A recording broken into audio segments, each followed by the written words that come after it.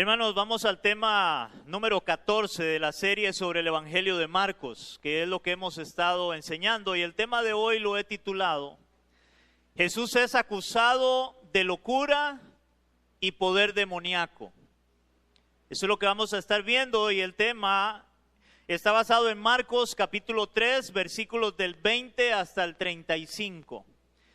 Y vamos a leerlo, dice la palabra en Marcos 3 del 20 al 35.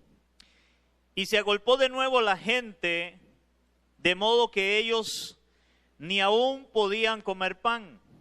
Cuando lo oyeron los suyos, vinieron para prenderle, porque decían está fuera de sí. Pero los escribas que habían venido de Jerusalén decían que tenía Belzebú y que por el príncipe de los demonios echaba fuera los demonios. Y habiéndolos llamado les decía en parábolas: ¿cómo puede Satanás echar fuera a Satanás? Si un reino está dividido contra sí mismo, tal reino no puede permanecer. Si una casa está dividida contra sí misma, tal casa no puede permanecer. Y si Satanás se levanta contra sí mismo y se divide, ¿cómo puede permanecer? Sino que ha llegado su fin. Ninguno puede entrar en la casa de un hombre fuerte y saquear sus bienes si antes no le ata, y entonces podrá saquear su casa. De cierto os digo que todos los pecados serán perdonados a los hijos de los hombres y las blasfemias cualquiera que sean. Pero cualquiera que blasfeme contra el Espíritu Santo no tiene jamás perdón, sino que es reo de juicio eterno. Porque ellos habían dicho tiene espíritu inmundo. Vienen después sus hermanos y su madre, y quedándose fuera enviaron a llamarle. Y la gente que estaba sentada alrededor le dijo: tu madre y tus hermanos están afuera y te buscan. Él le respondió diciendo: ¿quién es mi madre y mis hermanos? Y mirando a los que estaban sentados alrededor de él, dijo: he aquí mi madre y mis hermanos, porque todo aquel que hace la voluntad de Dios, ese es mi hermano, mi hermana y mi madre. Hermanos, ¿cuántos en este lugar han pasado por la situación de que alguien ha hablado algo de ustedes? Y normalmente, a veces los que hablan mal de nosotros, a veces son los mismos familiares. Yo no sé si a alguien le ha pasado eso, ¿verdad? De que alguien habla mal de nosotros y inclusive a veces nos acusa de cosas. Pues en este pasaje que vamos a ver hoy, hermanos, es igual. Aquí hay una acusación, aquí hay algo que se dice de Jesús, en este caso, y vamos a ver que una acusación viene por los familiares, donde es acusado de algo, pero también otra acusación es por otros que no eran familiares, en este caso por los escribas. Entonces vamos a estar viendo eso y vamos a ver, lo primero que vamos a ver es que Jesús es acusado de locura por su familia.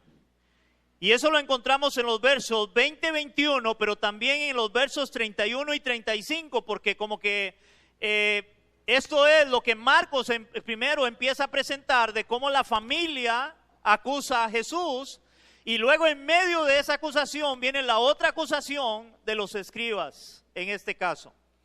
Pero vamos a ver primeramente esta de cómo Jesús es acusado de locura por su familia. Hermanos, cuando Marcos nos dice que se agolpó de nuevo la gente de tal manera que no podían ni aún comer pan, muy probablemente era en la casa de Pedro, en donde cada vez que Jesús llegaba siempre se llenaba la casa de personas. O sea, ese como que era el lugar donde Jesús pasaba gran tiempo, y ahí llegaban muchas personas, aunque habían otros lugares donde Jesús iba a predicar, pero aquí muy probablemente era en la casa de Pedro, donde muchas veces llegaba la gente cuando sabía que llegaba Jesús y empezaban a escucharlo, y de tal forma que no podían ni aún comer pan, o sea, no tenían ni tiempo para hacer nada en este caso. Ahora, dice la palabra inmediatamente que cuando lo oyeron los suyos, o sea, al enterarse en sus parientes, porque esa palabra los suyos eran sus parientes, vinieron para prenderle. Esto quiere decir que venían dispuestos a llevarse a Jesús si era necesario, aún a la fuerza, ya que decían, está fuera de sí. Está fuera de sí. O sea, que la familia pensaba que Jesús estaba medio loco o loco entero. Pero ellos decían, Él está fuera de sí, y era su propia familia.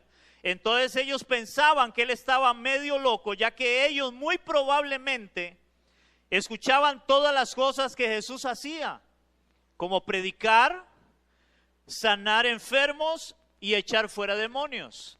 Ahora, nótese que dice que ellos llegaron a donde Jesús estaba. O sea, ellos muy probablemente escucharon de Jesús, de todo lo que Él estaba haciendo. Ahora, hermanos, imagínese usted un familiar suyo, y de un pronto a otro el familiar suyo empieza a hacer cosas extraordinarias, y él mismo afirma ser el Hijo de Dios. ¿Qué pensaría usted de ese familiar suyo? ¿No pensaría igual como pensaron ellos de que estaba medio chiflado, medio loco? Y por eso es que ellos van a traérselo, porque ellos pensaban que estaba fuera de sí.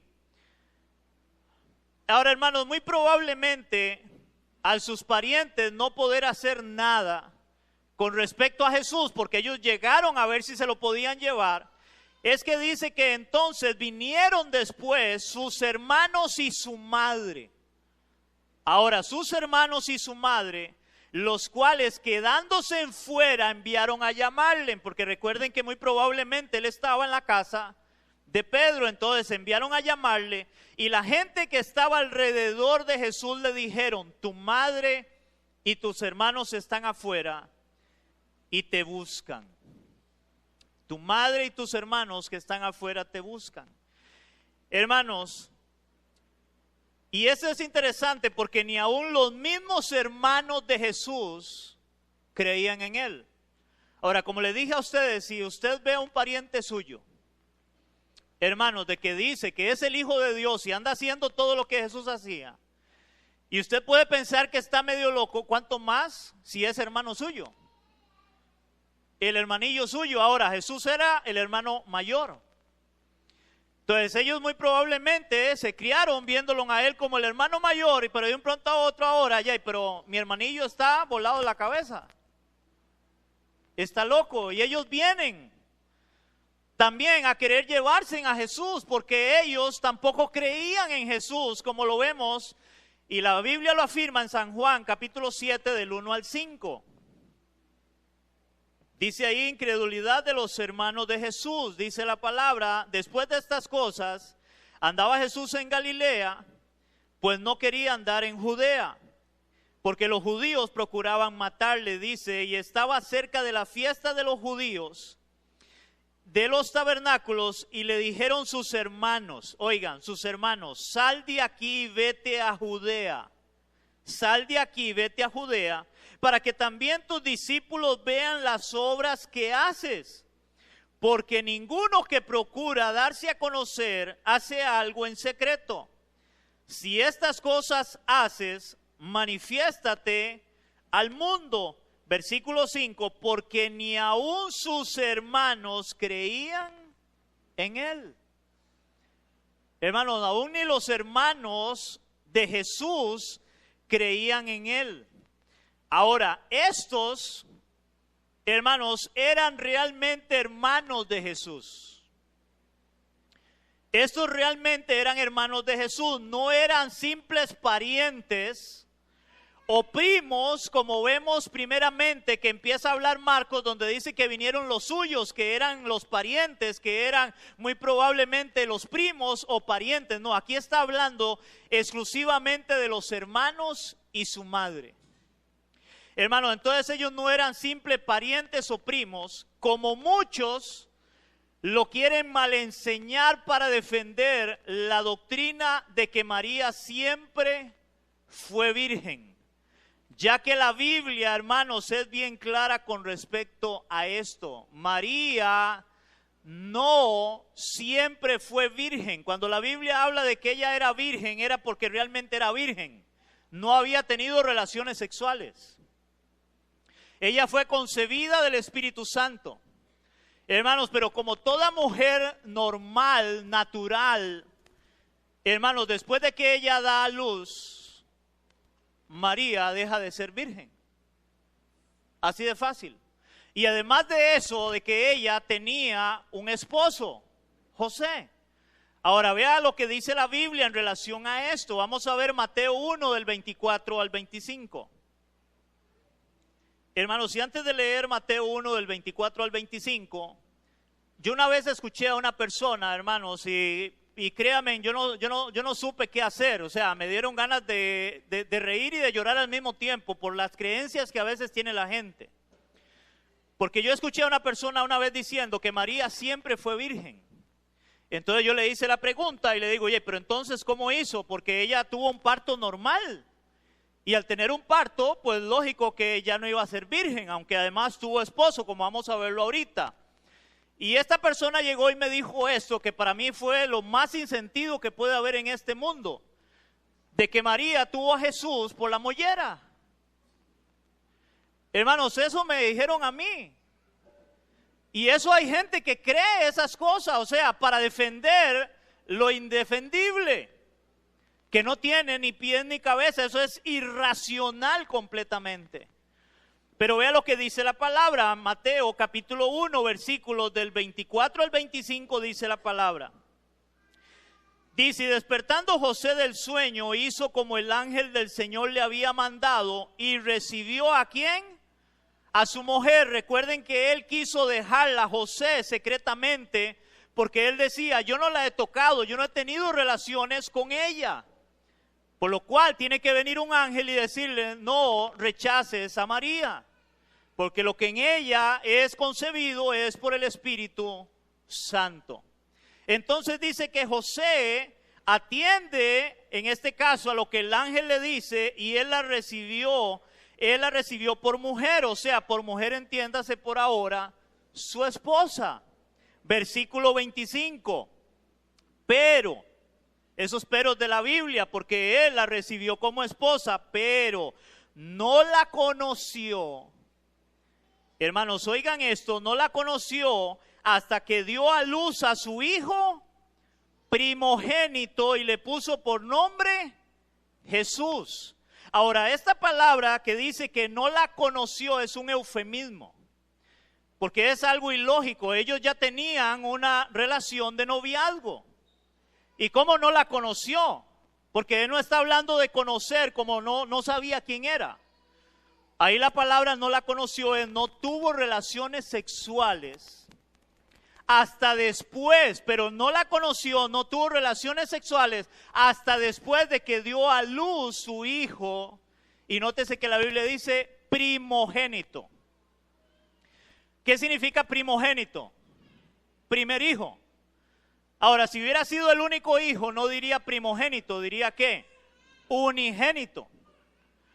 Pero era primogénito, el primer hijo, porque tuvo más hijos. En este caso, eso es un eufemismo. Vea lo que dice la palabra en Marcos 6:3. Aquí la Biblia nos muestra cuando Jesús llega a Nazaret, donde él vivía, o donde él se crió, y dice la palabra en Marcos 6:3, dice, ¿no es este el carpintero hijo de María? Hermano, y aquí nombra a los hermanos, hermano de Jacobo, de José, de Judas y de Simón. ¿No están también aquí con nosotros sus hermanas? Y se escandalizaban de él. La Biblia da el nombre de algunos hermanos de ellos. Ahora entiéndase que eran medios hermanos en realidad, no hermanos porque Jesús fue concebido por el Espíritu Santo, pero era hijo de María. Ahora, al María tener una relación con José en un matrimonio común y silvestre, pues tuvieron otros hijos. Y algunos quieren afirmar de que eran solamente parientes, pero hermanos, no hay razón alguna para creer eso. Donde la Biblia es bien clara con respecto a esto, y por eso dice, cuando a él está ahí, lo mandan a llamar, es tu madre y tus hermanos te están llamando. Y anteriormente habíamos visto cómo dice que cuando vinieron los suyos, vinieron sus parientes, pero ahora no eran sus parientes, sino ahora su madre y sus hermanos, en este caso. Ahora, hermanos, lo interesante es la respuesta de Jesús a quienes le dijeron que le buscaban su madre y sus hermanos, ya que Él les responde con una pregunta diciendo, ¿quién es mi madre y mis hermanos? A lo cual Jesús mismo responde a esa pregunta. Dice que mirando a los que estaban alrededor de Él, que estaban sentados, Él les dijo, he aquí mi madre, mis hermanos, porque todo aquel que hace la voluntad de Dios es mi hermano, mi hermana y mi madre. Hermanos, no es que Jesús estaba rechazando a su familia, o Él estaba negando a su familia, a pesar de que ellos no creían en Él. Recuerde que ellos pensaban que Él estaba fuera de sí, que estaba loco.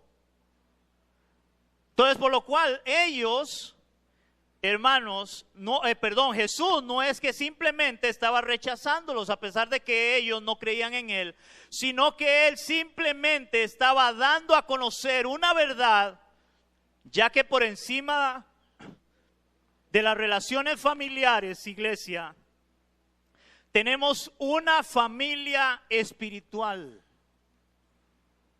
Por encima, óigame esto, de las relaciones familiares, tenemos una familia espiritual que se compone de todos aquellos que hacen la voluntad de Dios, o sea, de creyentes. Como lo dice la palabra en Gálatas 6:10, vamos a verlo. Dice la palabra en Gálatas capítulo 6, versículo 10, dice la palabra. Así que según tengamos oportunidad, hagamos bien a todos, dice aquí el autor de Gálatas, que es Pablo. Hagamos bien a todos, y mayormente ¿a quiénes?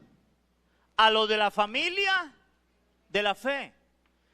Hermanos, la Biblia nos muestra que ahora tenemos una nueva familia, y es la familia de la fe.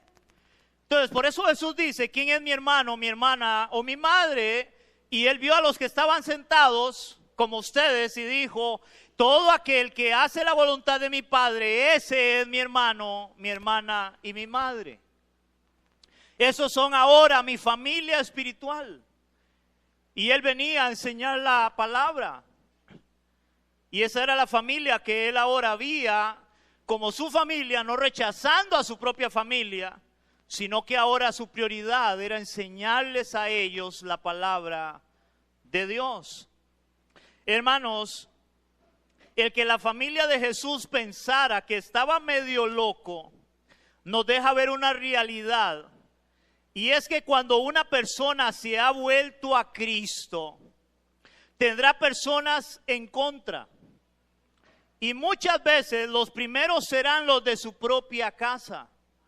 Como Jesús mismo lo afirma en Mateo 10 del 34 al 38. Mateo 10 del 34 al 38 dice la palabra, no penséis que he venido para traer paz a la tierra. No he venido para traer paz sino espada. Porque he venido para poner en disensión, o sea, en desacuerdo, al hombre contra su padre, a la hija contra su madre, y a la nuera contra su suegra, y los enemigos del hombre serán los de ¿quién? Los de su casa. Dice Jesús, el que ama padre o madre más que a mí no es digno de mí. El que ama hijo o hija más que a mí no es digno de mí. El que no toma su cruz y sigue en pos de mí no es digno de mí. Hermanos, normalmente cuando usted viene a Cristo, usted va a tener oposición y van a ser los de su propia casa. Yo no sé si alguien en este lugar, cuando empezó en el cristianismo, le dijeron que estaba loco. A mí me lo dijeron, mi familia. Alberto se volvió loco. ¿Por qué? Porque empecé a predicarles del evangelio. Ahora, y dice la palabra que los enemigos serán los de su propia casa. Va a haber disensión, va a haber problemas. Cuando ahora un cristiano empieza a hablar del evangelio, empieza a predicarle de Cristo a la familia, la familia empieza a rechazarlo. Yo no sé si a alguien aquí le pasó eso, pero eso es muy normal. Y eso es lo que Jesús estaba pasándole acá. Su propia familia no creían en él, su propia familia lo estaban rechazando más bien a él.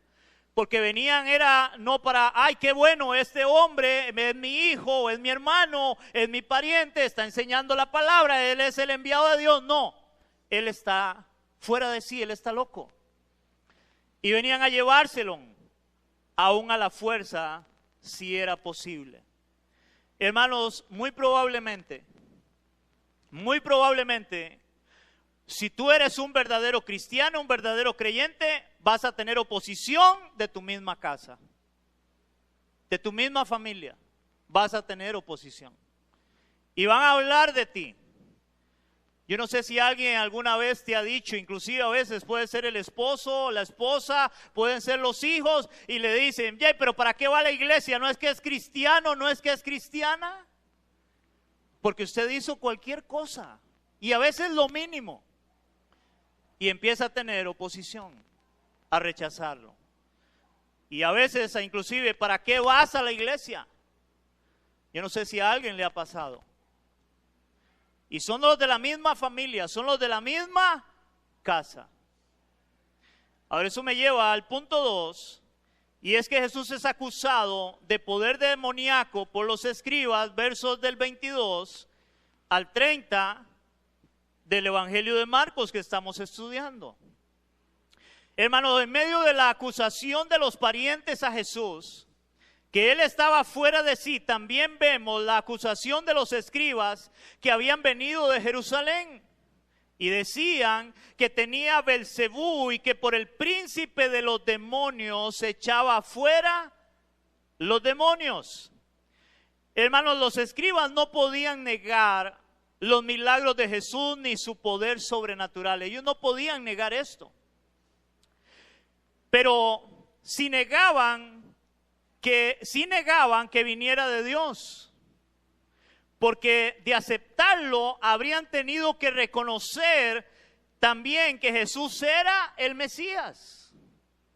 Ellos no podían negar lo evidente. Jesús hacía milagros, Jesús echaba fuera demonios y ellos no podían negar esto. Lo que ellos negaban era de quién venía ese poder. ¿De quién venía ese poder? Porque si ellos afirmaban que era de Dios, tenían que afirmar que Jesús era Dios, el Mesías esperado por el pueblo de Israel en este caso. Los escribas acusaban a Jesús de estar poseído por Belcebú. Este Belcebú era una deidad cananea que se usaba, oigan esto, o la usaban para referirse a Satanás. Por lo cual, según ellos, Jesús expulsaba a los demonios por el poder de Belcebú, o sea, por el poder de Satanás. Es que ellos creían que Jesús echaba fuera los demonios. En respuesta a la acusación hecha por los escribas, Jesús le responde con parábolas, para que pensaran cuán irracional sería que Jesús expulsara los demonios por el poder de Satanás, como ellos lo afirmaban. Y él les dice, ¿cómo puede Satanás echar fuera a Satanás? Si un reino está dividido contra sí mismo, tal reino no puede permanecer. Y si una casa está dividida contra sí misma, tal casa no puede permanecer. Y si Satanás se levanta contra sí mismo y se divide, no puede permanecer, sino que ha llegado su fin. Ha llegado su fin. Hermanos, aquí Jesús les da dos parábolas en las cuales se utiliza la comparación de un reino y de una casa, para afirmar que si estos se dividen contra sí mismos, no permanecerán, no durarán mucho tiempo y habría llegado su fin. Y es cierto, hermanos, una casa, un reino, si se divide contra sí mismo, ha llegado su fin. ¿Qué pasa en una casa cuando hay pleitos y disputas entre la casa? Hermano, llega el momento donde se separan, se dividió, se destruye un hogar, se destruye una familia. ¿Por qué? Porque la casa se divide, porque hay problemas. Hermanos, no debemos de luchar en nuestros hogares y en nuestros matrimonios. No es por estar unidos, no es por estar fuertes para que nada nos separe, aún en medio de las dificultades, aún en medio de los problemas. Y Jesús les hace esa parábola, esa observación: si una casa se divide contra sí misma, se destruye. Igual un reino. ¿Qué pasa en un reino? Entiéndase, en aquel tiempo un reino donde el reino, como en el caso de David, ¿se acuerdan? En el caso de David, teniendo un reino, hermanos, en un momento su propio hijo se levanta contra David. Y David tiene que salir huyendo. Se divide el reino. Y algunos siguieron a David, pero otros se quedaron con el hijo de David. Ahí hubo una división. Y eso es lo que Jesús los pone a ellos a pensar en este caso. Por lo cual esto mismo le pasaría a Satanás en su reino si él se divide contra sí mismo. Sería algo, hermanos, ilógico e irracional, ya que su fin, el fin de Satanás, es controlar a las personas, no librarlos de poderes demoníacos. El fin de Satanás era, hermanos, controlar a los hombres a través de los demonios, no librarles de ellos. Porque Jesús lo que hacía era liberarlos, expulsarlos en este caso. Pero todo lo contrario, hermanos, es cuando viene alguien más fuerte y con mayor autoridad, ya sea sobre una casa o sobre un reino, y ahora más bien lo derrota, como les dice Jesús. Ninguno puede entrar en la casa de un hombre fuerte y saquear sus bienes si antes no le ata, y entonces podrá saquear su casa. ¿Qué es lo que Jesús estaba diciendo aquí? Yo estoy demostrando que yo soy más fuerte que Satanás. Yo soy más fuerte que él. ¿Cuántos creemos eso? Eso es lo que Jesús estaba diciendo aquí. Ninguno puede entrar en la casa de un hombre fuerte y saquear sus bienes si antes no le ata, y entonces podrá saquear su casa. Porque ustedes dicen que yo echo fuera a los demonios por el príncipe de los demonios. Pero eso no es así, porque entonces él se estaría dividiendo contra sí mismo. No, es que yo soy más fuerte. Entiendan quién soy yo. Entiendan que él era el Hijo de Dios, él era Dios encarnado. Él era Dios. Hermanos, por eso aquí el hombre fuerte que tiene la autoridad, oigan esto, para entrar a la casa de un hombre fuerte que representa el reino de las tinieblas, para poder atarlo y saquear la casa, es Jesús. Es Jesús mismo.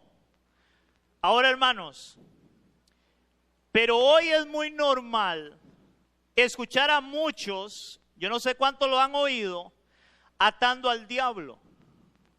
Yo no sé cuántos han oído eso. Hermanos, ahora, se entiende que atar al diablo sería alguien que tiene mayor fuerza y que va a atarlo, o sea, va a inmovilizarlo. Cuando una persona, un policía llega y quiere someter a otra persona que es un delincuente o una persona que está haciendo algo indebido, de una vez lo somete, lo tira al suelo y de una vez le pone esposas. O sea, debe impedirle que siga haciendo cosas. ¿Me doy a entender? El policía tiene autoridad. Bueno, Jesús está diciendo, yo tengo la autoridad. Yo soy el Señor. Yo soy el Señor, yo tengo la autoridad. En este caso, yo soy el que soy más fuerte que aún esta casa de este hombre fuerte que representa el reino de las tinieblas, hermanos, porque el reino de Cristo está por encima del reino de las tinieblas. No oí amén, pero eso es una realidad. Hermanos, el reino de Cristo está por encima del reino de las tinieblas. Porque hoy quieren ponerlo en un igual y nunca estará en un igual. Satanás no es igual a nuestro Señor Jesucristo. Nunca puede ser en un igual, hermanos, pero hoy escuchamos personas que dicen atar a Satanás, o sea que según ellos no le dan oportunidad a Satanás de hacer nada porque lo están atando. Pero hermanos, yo no sé cuántos de ustedes ven la realidad, y es que la realidad es que todo sigue igual o peor. ¿Y no se supone que ellos ya ataron al diablo? Y viven atándolo todos los días. Pero todo sigue igual o peor. Hermanos, ¿por qué? Porque nosotros no tenemos tal autoridad como si la tiene nuestro Señor Jesucristo. Él sí tiene la autoridad para atar a Satanás. Él, porque Él es el hombre fuerte o más fuerte que la casa del reino de las tinieblas. Vea cómo lo dice la palabra. Vean en 1 de Pedro 3:22. Dice 1 de Pedro capítulo 3 versículo 22, dice la palabra en el 3:22: a quien habiendo subido al cielo, está hablando de Cristo, está a la diestra de Dios, y a Él, oigan iglesia, y a Él están ¿qué? Sujetos. ¿Qué entiende usted por qué están sujetos? Hermano, o sea que lo que vamos a leer ahorita quiere decir que nada de lo que vamos a leer ahorita pueden hacer nada que Dios no les permita hacer, porque Jesucristo es el Señor. Él está en el cielo a la diestra de Dios y a Él están sujetos ¿qué? Ángeles, autoridades y potestades. Hermanos, cuando habla de ángeles, aquí está hablando de toda clase de ángeles. Porque yo no sé si ustedes sabían, los demonios son ángeles. Ángeles caídos, pero son ángeles. Y dice potestades también. Hermanos, todo está sujeto a Cristo, a la autoridad de Cristo. Hermanos, por eso vemos en la palabra un ejemplo de cuando Satanás, ¿se acuerdan? Quiso tocar las cosas de Job. ¿Qué tuvo que hacer Satanás para poder tocar todo lo que tenía Job? No tuvo que ir a pedir permiso. Hermanos, y entonces, ¿cómo es que hoy parece que Satanás puede hacer lo que quiera? Porque yo oigo en las iglesias hoy de que todo es el diablo.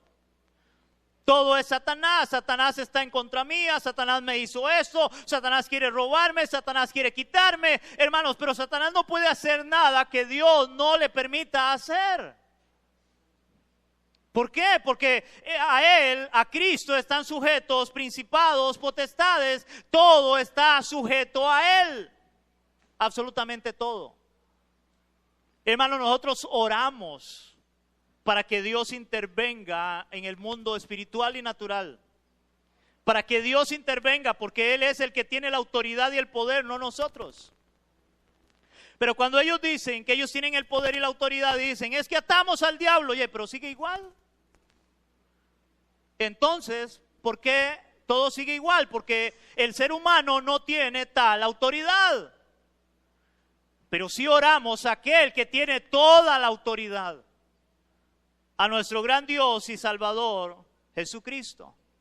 Ahora vea cómo dice la palabra, Romanos 16:20.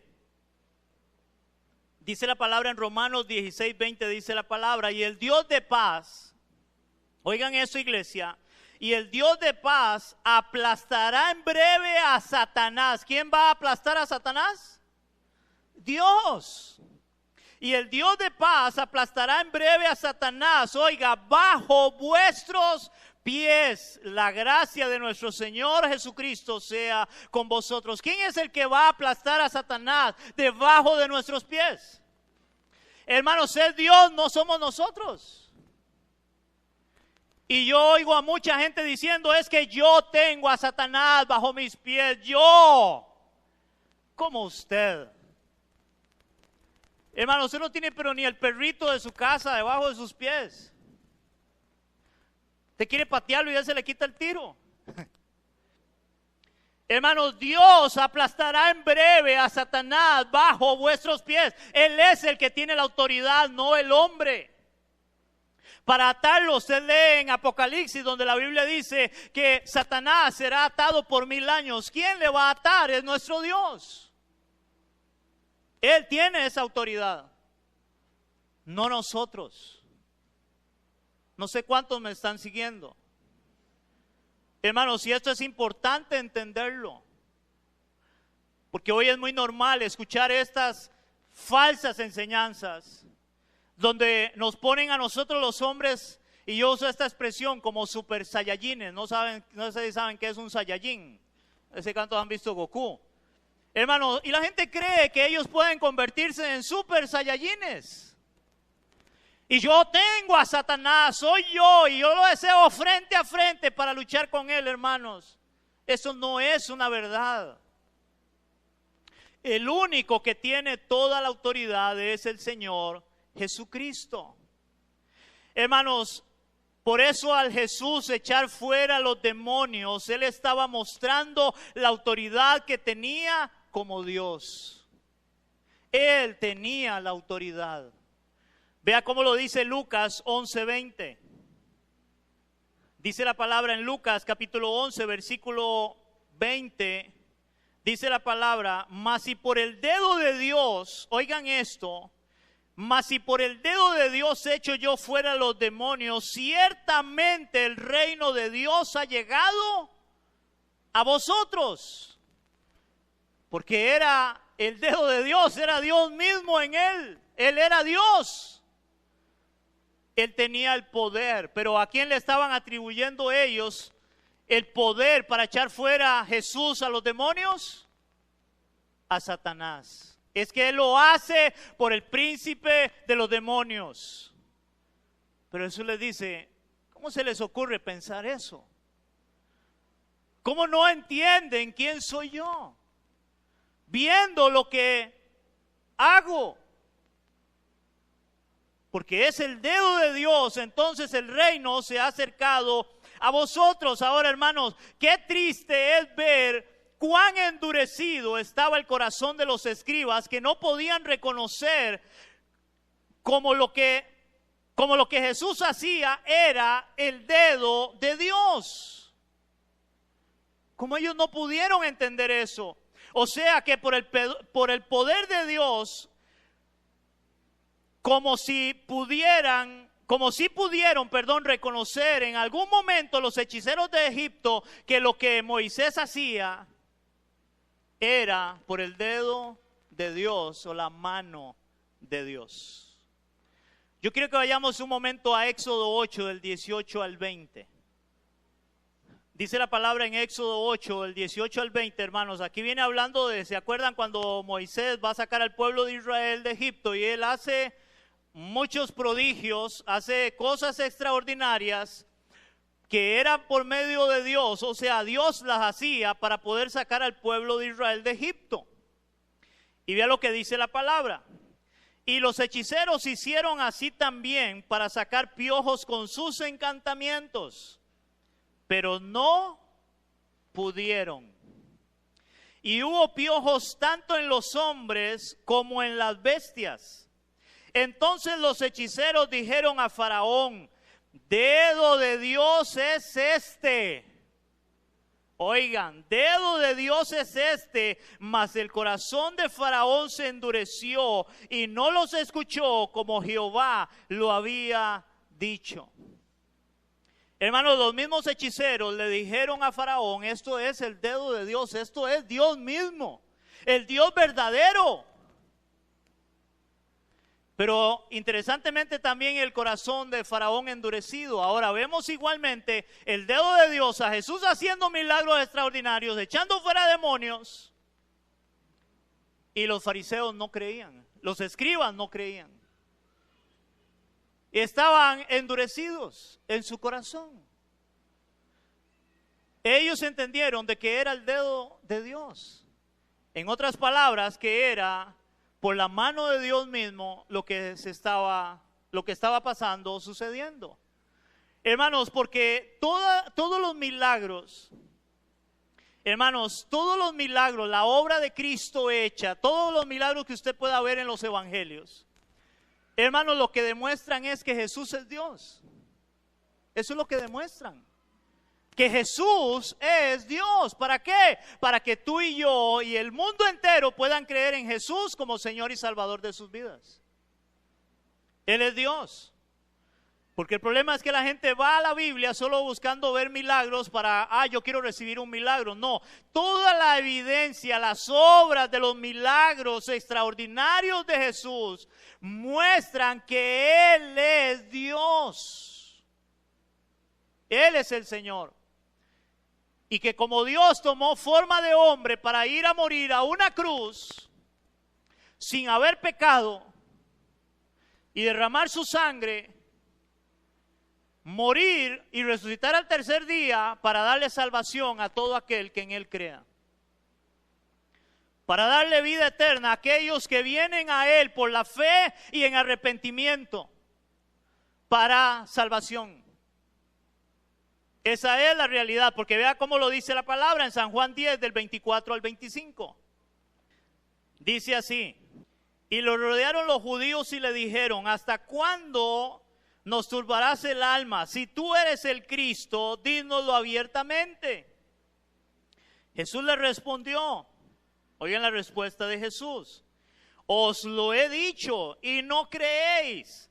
Las obras que yo hago en nombre de mi Padre, ellas dan testimonio de mí, o sea, ¿de quién soy yo? Ahora vamos a ver versos 37 y 38.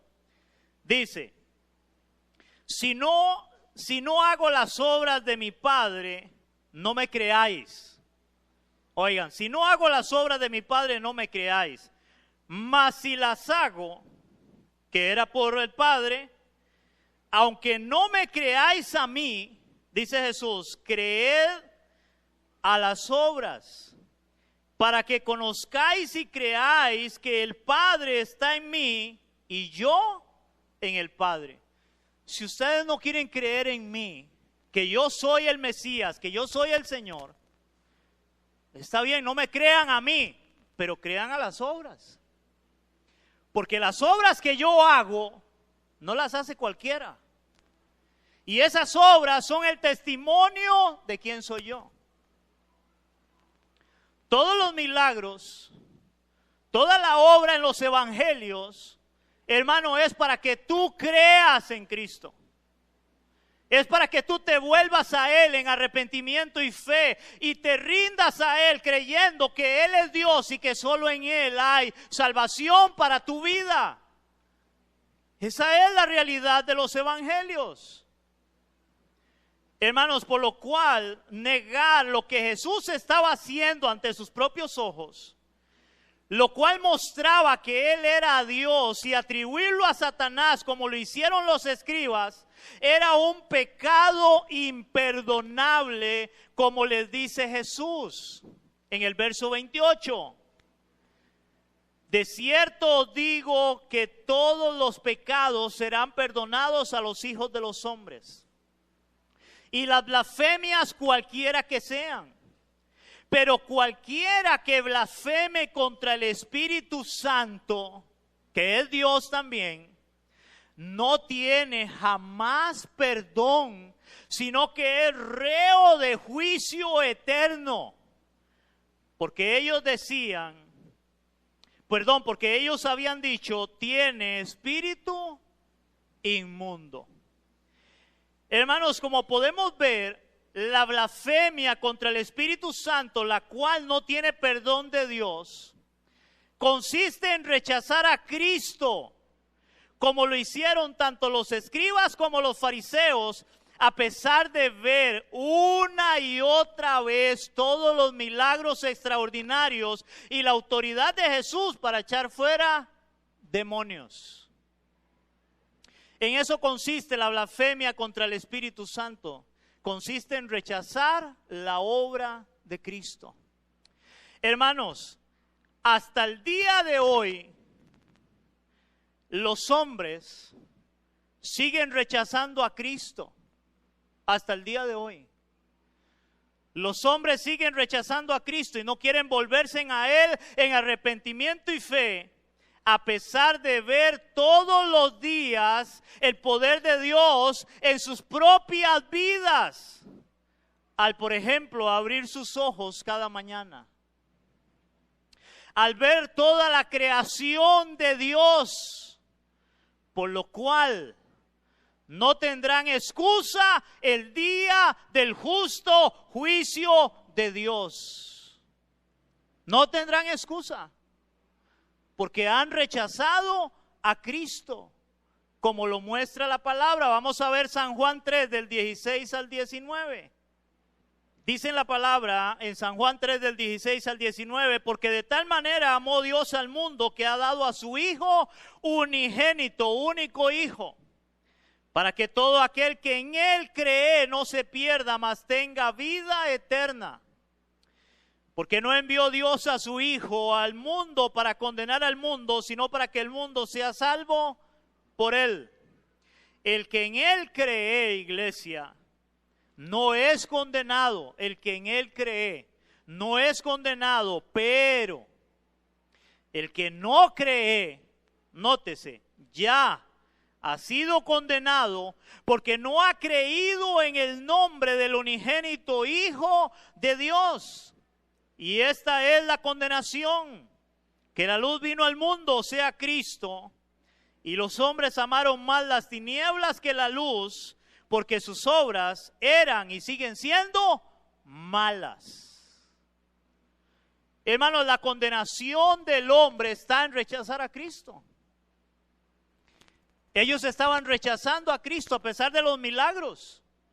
Hermanos, cada vez que el hombre escuche el evangelio, cada vez que el hombre oiga o lea la palabra de Dios, entendiendo y viendo los milagros y todo lo extraordinario que Jesús hizo, y sigue rechazándolo en su corazón, hermano, lo único que le queda es la condenación eterna.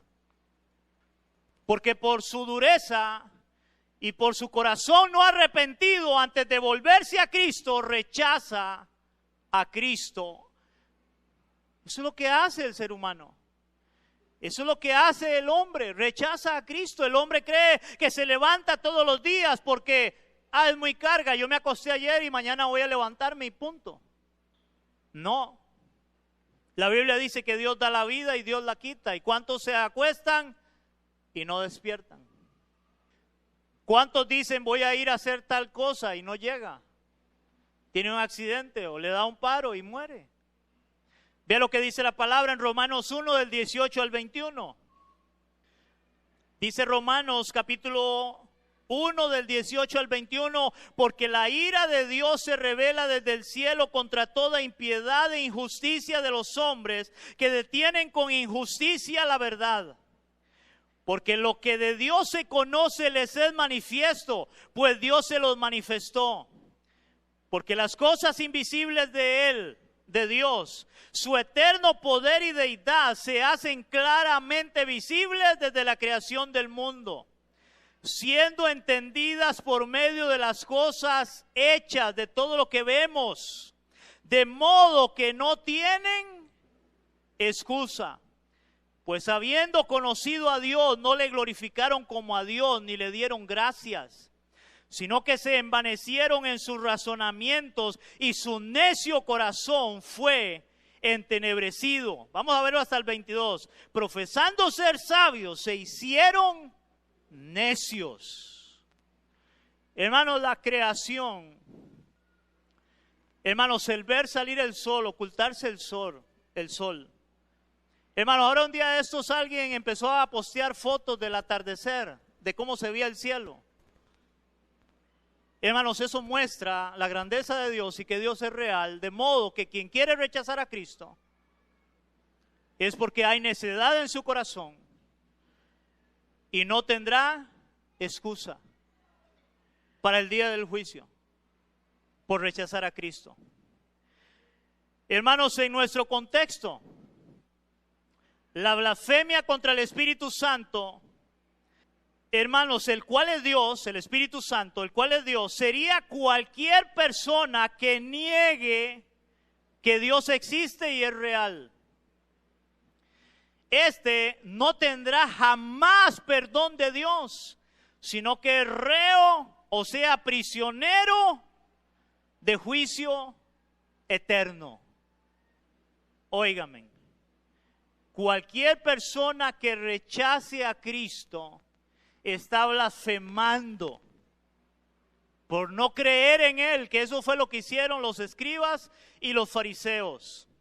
Por lo cual, hermanos, porque yo he oído mucha gente con un gran temor, cristianos con un gran temor, ¿y será que yo puedo blasfemar contra el Espíritu Santo? Hermano, yo esa pregunta la he oído muchas veces, pero óigame en esto, un cristiano verdadero, nacido de nuevo, nunca podría caer en condenación por blasfemar contra el Espíritu Santo, ya que más bien somos sellados con el Espíritu Santo, como dice Pablo, y ahora dice Pablo, no lo busquen, 1 Corintios 12:3 dice, por tanto, os hago saber que nadie que hable por el Espíritu de Dios llama anatema a Jesús, y nadie puede llamar a Jesús Señor sino por el Espíritu Santo. O sea, un verdadero cristiano nunca podrá blasfemar contra el Espíritu Santo. Porque él no puede decir que Jesús es anatema y es algo maldecido. Esa es la palabra anatema. Hermanos, pero los escribas y fariseos, ellos sí estaban blasfemando contra Cristo. Un verdadero creyente nunca podrá blasfemar contra Cristo, contra Dios. Porque más bien ahora él, guiado por el Espíritu Santo, buscará darle honra y gloria. Hermanos, eso es lo que hacemos, darle honra y gloria a nuestro Señor Jesucristo. Eso es lo que hace un verdadero cristiano, un verdadero creyente. Pero no ellos que blasfemaron por rechazar a Cristo. Entonces, cualquier persona que rechace a Cristo y su obra está blasfemando y es reo de juicio eterno. Amén, iglesia. Y con eso quiero terminar. Iglesia, si Jesús, siendo Dios, fue acusado tanto por su familia como por los escribas de estar loco o hacer cosas de parte de Satanás, hermanos, no debemos de asustarnos o sentirnos mal cuando la familia u otras personas digan cosas contra nosotros. Hermanos, no debemos de sentirnos acusados porque queremos hacer la voluntad de Dios en nuestras vidas, no haciendo lo que ellos o el mundo quiere que hagamos, ya que nosotros buscamos hacer la voluntad de nuestro gran Dios y Salvador Jesucristo. Porque, hermano, si tú caminas, iglesia, mi amado, si tú caminas buscando hacer la voluntad de Dios, siempre habrán personas que te acusarán y hablarán de ti. Siempre. Si tú buscas hacer la voluntad de Dios. Ahora, si tú no buscas hacer la voluntad de Dios, nadie hablará de ti. Por eso a la gente le gusta la religión, porque van a la iglesia y salen de ahí a llevar una vida de placer, de pecado, y nadie va a hablar mal de ellos. Pero cuando tú y yo queremos hacer la voluntad de Dios y agradar a Dios, hermanos, siempre va a haber alguien que nos acuse y hable mal de nosotros. Y a veces, como en el caso de Jesús, la misma familia. Pero pon tu mirada en Cristo. Él es quien te llamó y solo en Él hay salvación, iglesia. Señor, queremos darte gracias en esta mañana. Gracias, Dios, por permitirnos una vez más escuchar el Evangelio, tu palabra. Y te pedimos, Dios, aumenta nuestra fe y nuestra confianza en ti. Señor, a pesar de que a veces hay personas y a veces familiares que nos quieren acusar y quieren echarnos para atrás. Y no quieren, Señor, que sigamos buscando hacer tu voluntad, Padre. Pero hoy te pedimos, ayúdanos. Ayúdanos. Y poder entender, Señor, como dijo Jesús, quién es mi padre, quién es mi madre, mis hermanos o mis hermanas, sino todos aquellos que hacen la voluntad del Padre. Para podernos ver como una familia y entender que ahora somos una familia en Cristo, que queremos honrarte, que queremos adorarte, que queremos, Señor, obedecerte a ti, porque tú eres nuestro Dios y nuestro Señor. Hemos creído en ti como nuestro Salvador, y que fuera de ti no hay salvación, Señor. Porque todas las obras, todos los milagros que vemos en tu palabra nos muestran que realmente tú eres el Hijo de Dios, y que fuera de ti no hay salvación y vida eterna, Señor. Todo esto te lo pedimos en el nombre de Jesús. Amén.